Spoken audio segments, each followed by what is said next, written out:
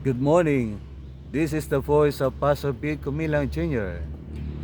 And today, my students in Biblical Preaching 2 class will be presenting a sermon from the book of Philippians. For the introduction, let's welcome Brother Gabriel Manes. Yan, kanayang bagang bigat ka na tayo aming kakabsat, nga po gusto malidayaw. Di tatawag daway, dati kahit ko nga share kanyayo nga napatig na may isang tema, di tema na kat Christ my life. Iti Ilocano na ni Kristo iti biyag ko. Kas may isang Kristiyano, siya sino ti sentro ti panagbiag tayo. Anya iti rason no apay nga agbiag tayo. Ti sumpat ni Apostol Pablo ket nalawag dito ng embagana dito Philippians nga ti para kanya iti biag ket ni Kristo ken matay ket pakil ket gaen. Sino ni Pablo? Isuket iti damo nga maysa nga mangungusig ken mangpapatay kadagiti Kristiyano ito nga pagsa. Ngam iti nasagrap na wenno na sarakan na iti ni Apo ket maysa nasagrap na ni Kristo iti dalan iti Damasco nabalbaliwan iti biag na manipod dijay nagbiag ken nagserbiso na para ken Kristo uray pay no napukaw iti amin nga banag ken kuana ket iti tatanga kanito kabsat mayabak man ni Sister Precious iti umuna nga puntos.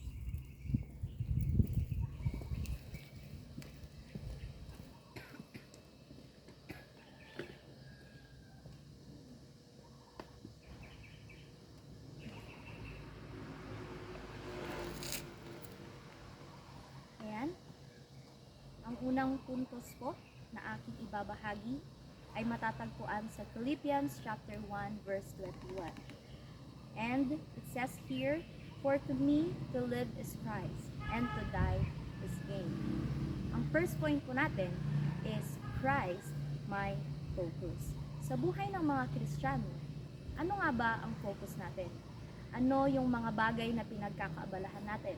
Siguro may mga tao na ang pinagkakaabalahan ay kanilang pag-aaral, kanilang trabaho, kanilang family, or ano pa man. But Apostle Paul is teaching us that living, ang ating buhay, ay para sa Panginoon lamang. We live for Christ. And alam naman natin na si Apostle Paul ay talagang tanyag ang kanyang buhay. Pero iniwan niya ang lahat ng ito. Iniwan niya ito para sa Panginoong Jesus. At siya ay naglingkod para sa kanya. And he even gave his life. Maraming persecutions na natanggap si Apostle Paul. Maraming nagtangka na patayin siya. Pero alam niya sa sarili niya na hindi niya ito ginagawa na para lang sa kanya. He's doing it for Jesus Christ. And sabi dito that to die is gain. Maraming mga tao na kinakatakot nila ang kamatayan.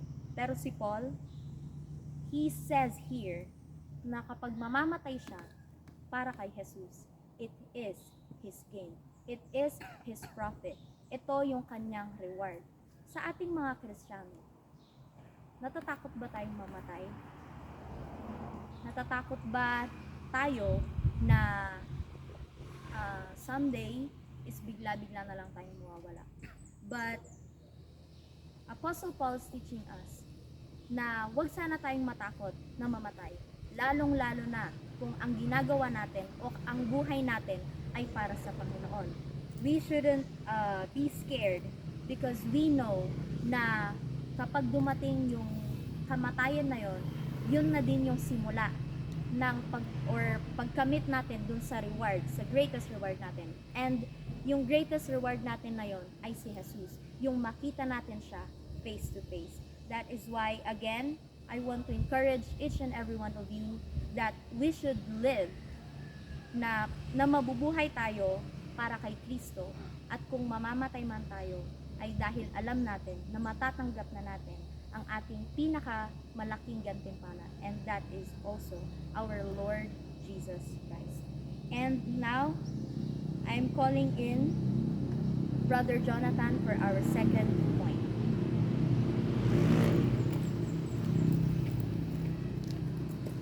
Yan, muli magandang umaga at ating napakinggan ang first point, which is Christ, my focus.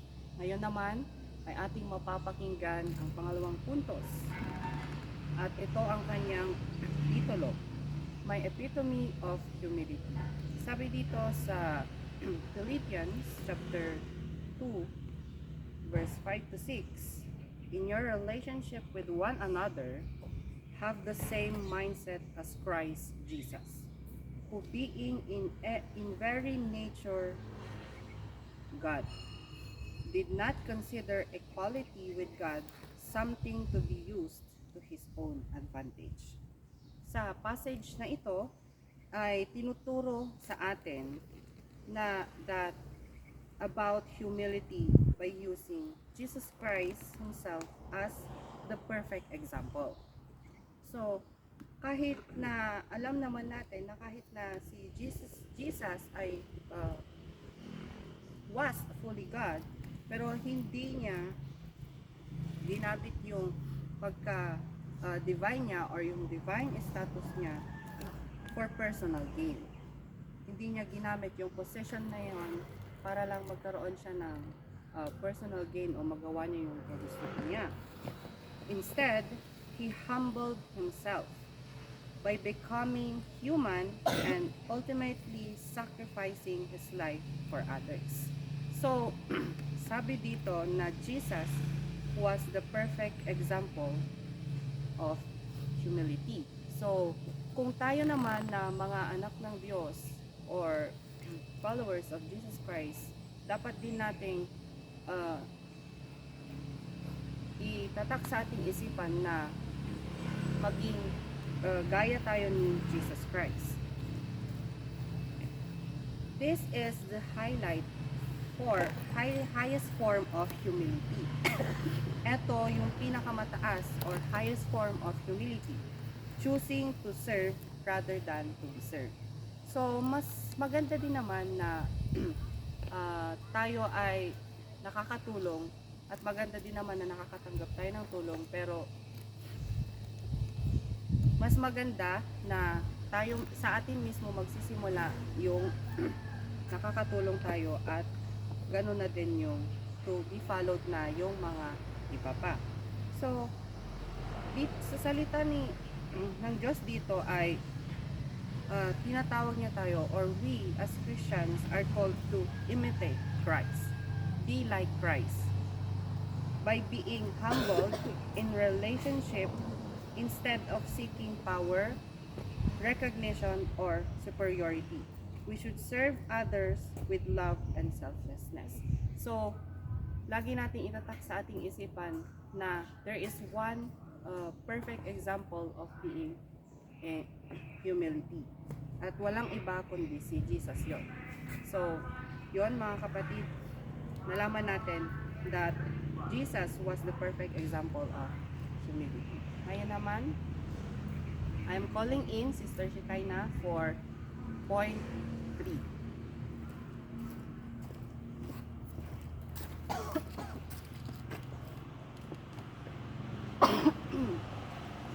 Gandang umaga po sa ating lahat. Nalaman po natin na si Kristo are our focus and Christ is our perfect humility. Perfect example of humility. Ngayon naman po, malalaman natin na si Jesus Christ ay ang ating prize or reward. Sabi niya po dito sa Philippians chapter 3 verse 8, yet indeed I also count all things lost for the excellence of the knowledge of Christ Jesus my Lord, for whom I have suffered the loss of all things, and count them as rubbish that I may gain Christ. Here, Paul lost or lacked all these things and more besides for the infinite excellency of knowing Christ Jesus is Lord. Sinasabi niya po na walang halaga itong nandito sa temporaryong mundo na ito kung hindi niya nakilala ang Panginoon. And ano po ba ang price? Ang price is reward, meaning that you will do something to gain that reward. And sabi ni Paul na ayaw niya ng reward ng material things. Kung ang gusto niya at ang pinaka-importanteng reward para sa kanya is si Jesus Christ. In Paul's estimation, knowing the Lord Jesus in an increasingly intimate and personal way was of far greater value than all that this world could offer. So, mas importante daw si Hesus Kristo. Bakit? Ba't naging importante? Oo, pag naging famous ka, pag mayaman ka, magigain mo lahat ng nandito sa mundo. Pero pag wala si Jesus Christ sa'yo, hindi mo makukuha yung genuine joy, genuine happiness na kasama si Kristo. Yung genuine peace na hinahanap din natin sa buong mundo, hindi natin makukuha kung wala si Jesus Kristo sa ating buhay. So, dito sa verse na to, pinapakita na walang saysay itong material things na ito kung hindi mo kasama si Jesus Kristo. So, Jesus Christ is the most valuable na pwedeng mapasa atin. At hindi siya may compare sa lahat ng mga meron dito sa mundo. Jesus Christ is our greatest prize, our best reward. And yung knowledge na nagigain natin sa Kanya, which is, kapag nagain natin, we would do things na para sa Panginoon. Yun yung pinakamahalaga. Kasi, everything na we do here para sa Panginoon, makukuha natin yung reward na yon sa heaven. Hindi man mabayaran yung lahat ng ginawa natin dito sa mundo na mabubuti, dito na galing rin lang dito sa mundo, na ibinigay sa atin ng mundo. Pero, isipin natin na meron tayong hope, na meron, na makukuha natin lahat ng reward na yon sa heaven. So, Christ is our greatest reward, or Christ is our prize. Paul's passion and greatest desire was to learn more of his Master and Lord, or to know Christ. So yun po sana ang lagi na sa utak natin. Katulad ni Apostle Paul, na it is much better na kasama natin si Kristo, na makilala natin si Kristo, kaysa maging natin lahat ng nandito sa mundo. Kasi ito, mawawala rin lang. Pero ang eternal is our knowledge and love from God. And that is Christ. So, nalaman po natin na ang greatest prize or our greatest reward is Jesus Christ. Ngayon naman po, may I call on Brother Francis for the fourth point. Yan, naimbag nga bigat nga kabsat. Namon tayo kabsat, the third point, kaya kung nanadjay, Christ is our greatest reward. My Christ is my prize. Di kabsat, kaya siyamat kabsat, iti fourth point, kung nanadjay, Christ my strength. Kung nanadjay Philippians 4:13, I can do all things through Christ who strengthen me. Kaya iti nga verse kabsat, kaya may isang bahagi,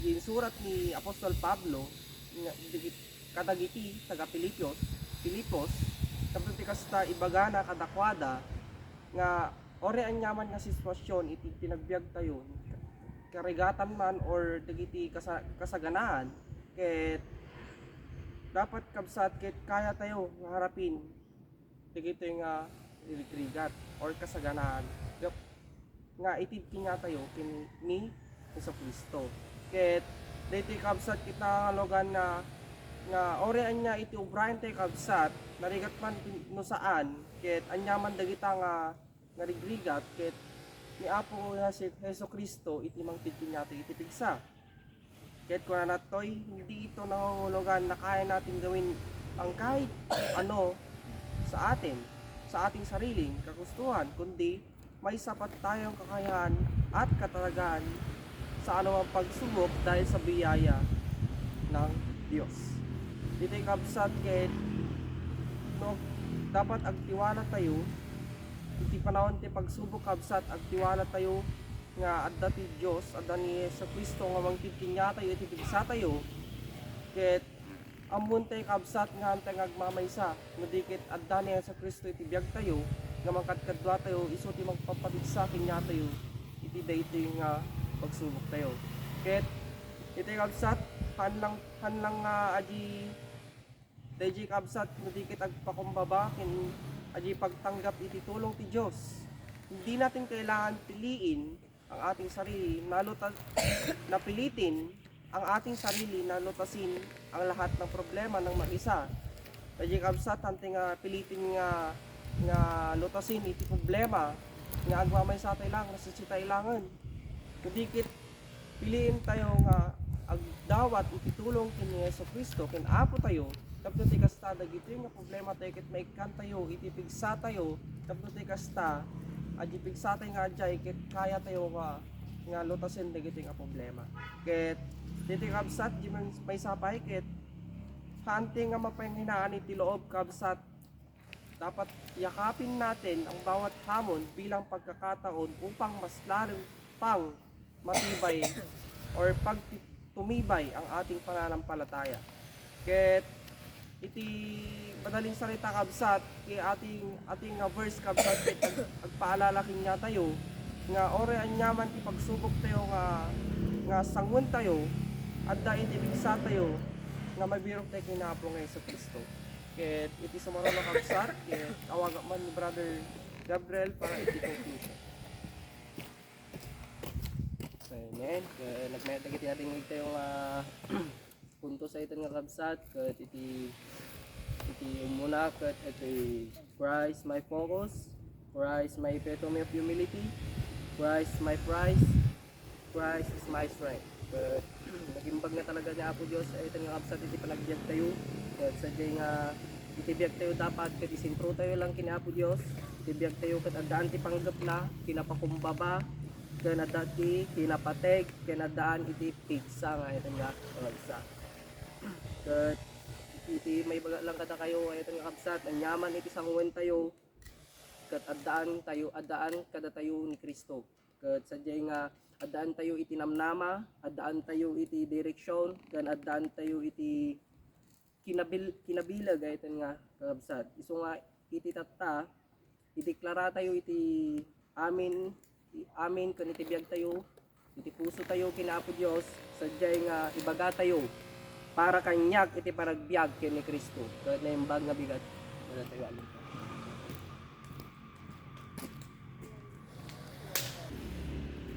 And this is Big Kumilang Jr.